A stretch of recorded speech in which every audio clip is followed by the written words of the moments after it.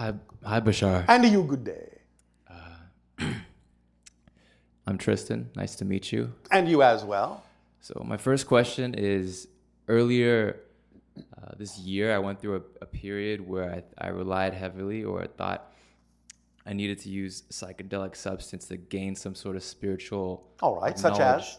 and Such as? like deeper understandings No, or which higher substances? DMT, smoking DMT. All right. And so, what did you learn? What did you experience? I experienced that it was irrelevant, and I found that I went outside of myself to get something. Yes.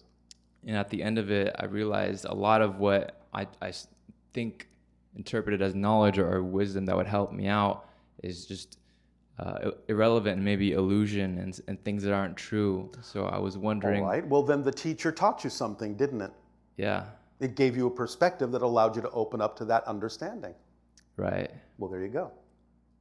And so, is there a way I could go into what I potentially took in as truth that is not truth and is really an illusion to gain back more truth and go back into where it may have damaged me somehow? No, it hasn't damaged you. Okay. Understand, the natural teachers of the earth, the things that the earth provides, the things that are in your body, like DMT, which is produced by your pineal gland naturally, are there to act as teachers to allow you to experience certain altered states that allow you to open up to receive different kinds of information. The idea, of course, is that, as you have discovered, you don't necessarily need to keep using them. One of the things the teacher is teaching you is that eventually you can simply create whatever state you need by yourself without the teacher, in much the same way that when you graduate from kindergarten, you don't need a kindergarten teacher anymore. You need different teachers. But you have learned a profound lesson. First of all, physical reality is all an illusion. But the idea is that it's your illusion. It's your illusion for your purposes, your reflection, like a reflection in a mirror for you to use as a course-correcting, guiding mechanism so that if you see something that you determine is out of alignment with who you prefer to be, you can course-correct. You can bring yourself back into alignment. So that's why you create the illusion of physical reality, to discover something new about yourself from a new perspective that you couldn't discover in the same way in another way. Right. So continue to follow the formula of acting on your passion, knowing the difference between passion and anxiety.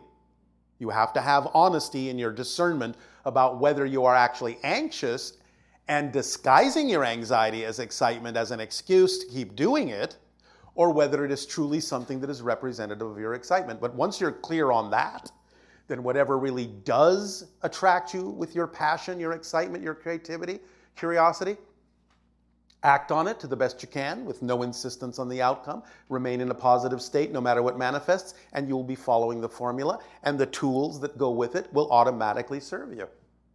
That's all you have to do.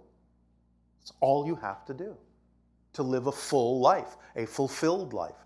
Because if you do that, you will get everything you need.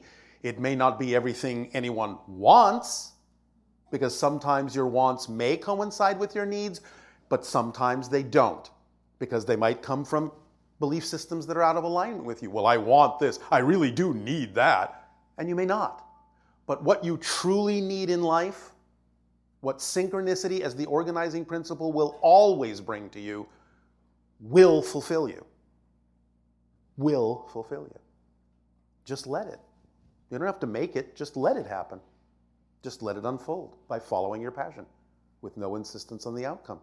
Because see, the truth is that insisting on a particular outcome, thinking that you know what the best outcome is, you don't. You have to finally realize you have no idea what the best outcome actually would be. Yes, we understand. Sometimes the outcome does seem to appear exactly as you imagined it, but don't rely on that.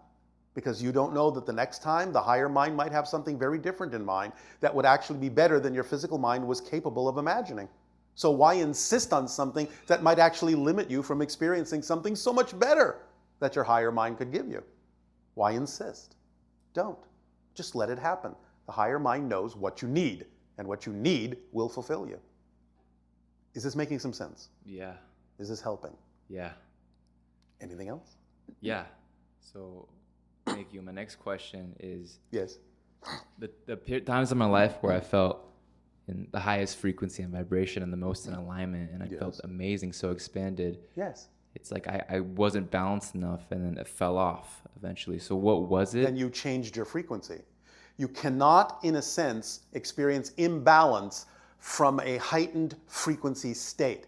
You actually have to leave that frequency to suddenly experience imbalance. So you gave yourself a lesson not to leave that frequency. You cannot have the imbalance experience in the heightened frequency. That simply doesn't work as a definition. You cannot experience what you're not the vibration of. And conversely, you can only experience what you are the vibration of. So if you experience what feels like an imbalance, then you have made a change in your frequency in order to experience that. Then you just ask yourself, well, why would I choose to experience that? Am I making some kind of contrast or comparison here that teaches me something? Why would I choose to experience the idea of imbalance by having also experienced a very heightened state? What am I learning from having chosen that? Do I have a belief system within me that allows me to believe that I can't maintain a heightened state of bliss, that I have to experience the idea of imbalance? Let me examine that. Let me explore myself. Let me investigate with honesty and discernment. Maybe that's why you did it, so that you could know the difference. But it's not an accident, and you can't experience one thing that is not commensurate with the vibration of another thing. It's just not physically possible. Yes? Yeah.